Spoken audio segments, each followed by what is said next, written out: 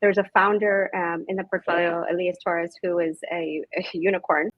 All right, from Casodo Tequila. I'm curious about how does your group approach fostering diversity in the startup ecosystem, both in terms of founders and the investors you collaborate with? I think you may have touched on this, Carmen, a little bit earlier, but if you want to anything else to this question.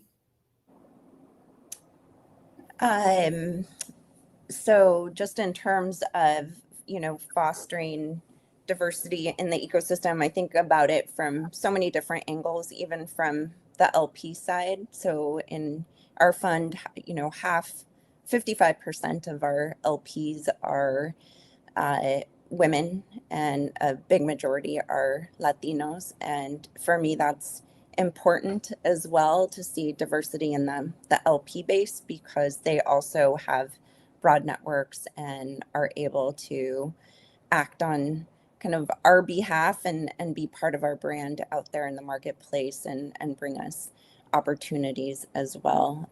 But just from my own experience and what I do, I'm very mindful of who I bring in my class as guest speakers, because I also want to expose my students to diverse investors and make sure that they're seeing a broad spectrum of different types of backgrounds and different types of stages of investing.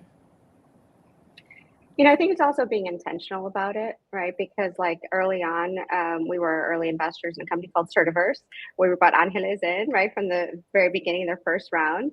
Adela, I think, personally invested in some others, and they just got a huge markup, a Series A. And so they were oversubscribed.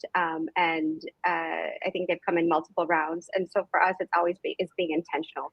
There's a founder in the portfolio, Elias Torres, who is a unicorn. So his last company exited for over $1 billion. And yes, I was stalking him for 2 years, but when he was ready to get to do the deal, Sequoia led the round, and we were able to squeeze in and participate, and he called us, right? And so, and he didn't have to take our capital, but he was intentional about who was around the cap table. I know with Norma and I, we've shared deals together, right? With Alejandro from Act One, we've done a few deals together where before we even go sign the term sheet, I'm like, here's the deal, and we talk through the deal. We've co-invested. So I think it's really being also intentional about who you bring on the cap table, especially if you're the one leading the deal. Because some of these hot deals get oversubscribed. And so I think that's another way you can be intentional and foster the ecosystem.